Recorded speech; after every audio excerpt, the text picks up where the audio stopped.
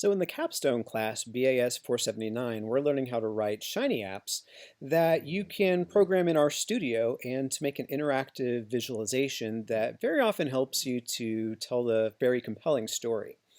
Now, the story that I want to tell here with my COVID-19 simulator is the importance of social distances and how that's able to help flatten out the curve and to help manage the spread of the infection. So my husband is the director of a long-term care facility, and he presented this app to some of the people in his facility, and he's sharing it with the rest of the corporate to help a bit of understanding as to why the social distancing, the isolation, can be a very important part in controlling the spread of the disease.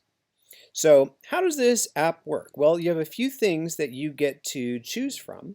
Basically, how the disease is going to spread from day one until it becomes extinct, and something about how connected various individuals are. So the network that you see right here is a very basic, sort of unrealistic, but at least it's something, social network that is connecting one person to another. So whenever you see a line connecting two dots, that means that those two individuals are socially connected in some way, shape, or form. In other words, they interact with each other, say, on a daily basis.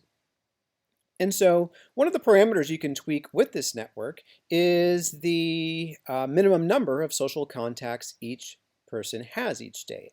So by default, it's set up to 8. So no matter what dot you look at, they're at least connected to 8 other dots. Now, some might actually be connected a bit more. There are some individuals in the network that are a bit more connected than others, but there's at least 8 connections between any one person and, say, their neighbors, their friends, etc. So you can tweak that to make the networks a bit more dense, where a lot more people can interact with each other. You can make the networks a lot more sparse, where there's really not that much interaction between individuals. And what can we do with this? Well, you can tweak the number of people that are in the simulation. This is more tuned towards studying what would happen at a, say, 200-person long-term care facility. It gets pretty slow for more than a few hundred people, but you can play around with that as well. We'll keep this as 200. And so let's just see how this simulation proceeds. So here's what we can tweak. We can set out by specifying the number of initial infected people on day 1. So we'll keep this at 1 for right now, but you can see what happens if you were to bump this up to 10 people day 1 suddenly become infected with the disease. And another thing we can tweak is the probability of transmission upon contact. So one of the assumptions for this simulation is that any person in the network is going to run into every other person they're connected to, every person that they share one of these lines with. And each one of those encounters is going to have an independent, in this case, 20% chance of transmitting the disease if someone is infected. And so we can tweak this to be lower, we can tweak this to be higher, just so you can study various scenarios. So let's take a look at what this simulation gives us. Well, the top bar right here asks us to specify the number of days that we want to see the simulation through. Now, by default, it's going to go all the way until the disease is essentially extinct. There's either no one left to be infected or there were no new individuals infected on a particular day. Another assumption of this network is that there's only one possible day where you can pass it on to someone else.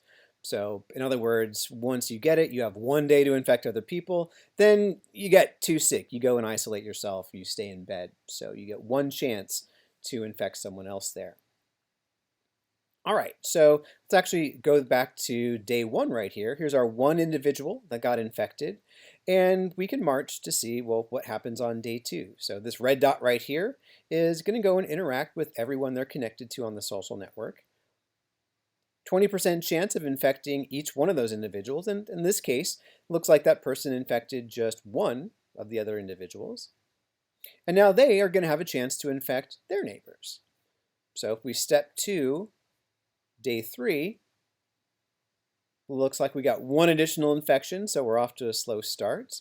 So the original first 2 people no longer infect anyone else. They're sick in bed here. But this new orange dot right here, well, they have a chance to spread that infection to everyone they're connected with. And we see that they infected 2 individuals. Those 2 individuals the next day infect 2 more. Those are the yellow ones. Those 2 yellow ones, well, they infect 3 light green ones. And so we're seeing the disease starting to propagate. So each day, a brand new set of individuals get infected. They're infected by the people that just got infected the previous day. They're contagious. They haven't been confined to be in bed. They're not sick yet. And so you can see how this spread slowly marches on through the entirety of the network. Now, there are some lucky people that just for whatever reason end up not actually getting the disease. So these black dots over here are people that remain healthy.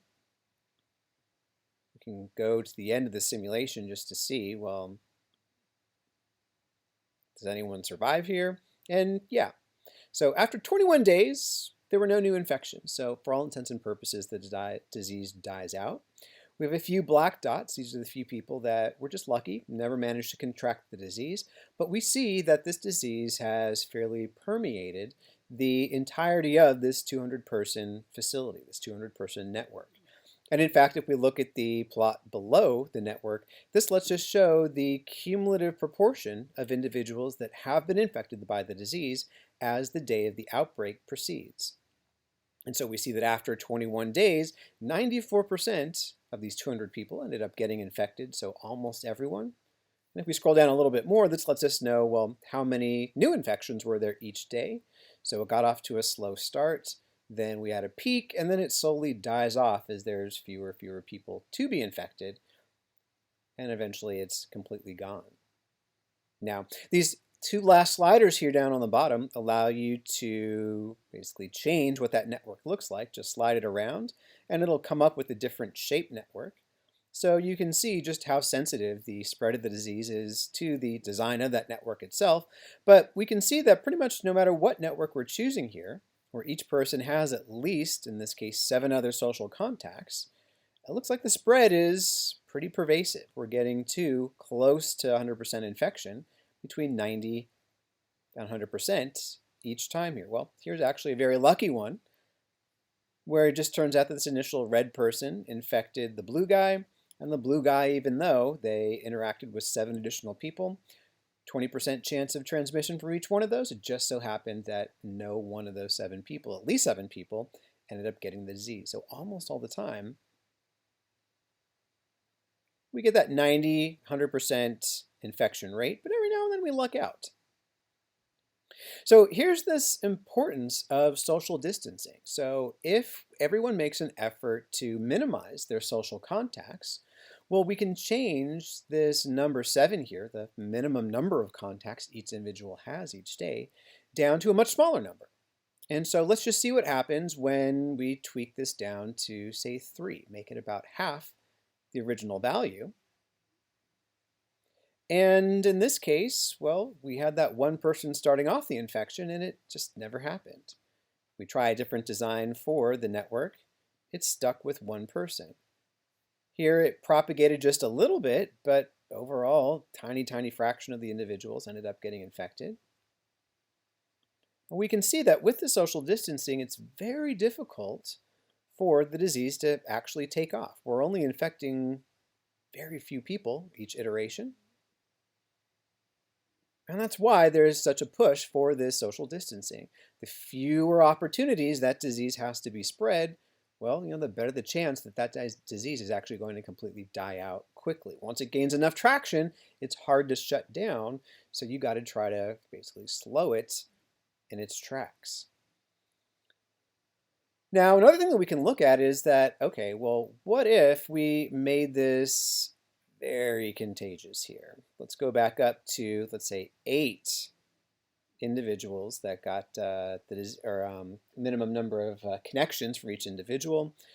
And almost all the time you're ending up getting it. 70% chance of successful infection upon every interaction. So in this case, really no matter what the design here of the network, we reach that 100% infection rate. There's really no way around it. There's too many connections. Everyone's eventually going to get it. What I want to look at, though, is how that disease, in terms of the number of new infections, unfolds over time. So, as you can see right now, all 200 people got infected over the course of 9 days. If we do a new network, still 9 days. Different network, 11 days. But the spread is really quite fast.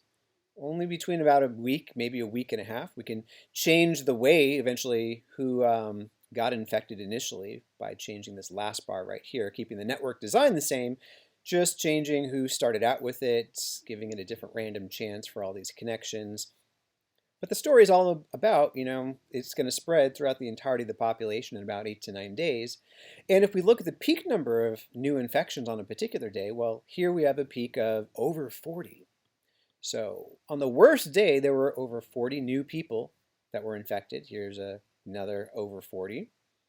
Switching up that network design, switching up, who started out with the infection, we're kind of seeing a common theme. When we're dealing with a very, very virulent and very infectious disease with a lot of social connections, wow, here's a 70, you're going to run into some days that are very difficult. They're going to overwhelm the hospital. So many new infections happen, so many people come into the hospital, they're not going to have room to treat everyone. So even if we have this high probability of transmission upon contact, let's look at the power of social distancing. Let's have the number of contacts from 8 to 4. And in this case, because the disease just is so transmittable, really no matter what network we're going to look at, we're going to find that it completely pervades it. Everyone's going to eventually get it. But what I want to take note in is the number of days that the infection actually persists, and then also the peak number of new individuals on any particular day. Here's an example where it took actually over 3 weeks to work its way through the population. Scrolling down here, well, we see that when we had a minimum of 8 social connections per person, we always had a peak at about 40 new infections per day at its worst. If we change this network around, what we end up finding is that, well, it's not 40 anymore, it's substantially lower. So maybe at its worst, there's 20, maybe 25 new infections on the very worst day. There's a 40, but that's the first 40 we've seen so far. Almost every other one of those was 40. But looks like that social distancing helps out. So this is what they mean by kind of flattening out that curve here. If you can minimize the social connections people have, it's going to take a bit longer for the disease to spread through the population, even if it's inevitable that everyone's going to get it. And it's going to make the peak number of new individuals that got infected a lot smaller. In fact, let's go down to 2 connections. In fact, we might be able to make the disease not even spread in this case throughout the population. If that's the case, it doesn't even spread towards everybody. Sometimes we actually luck out.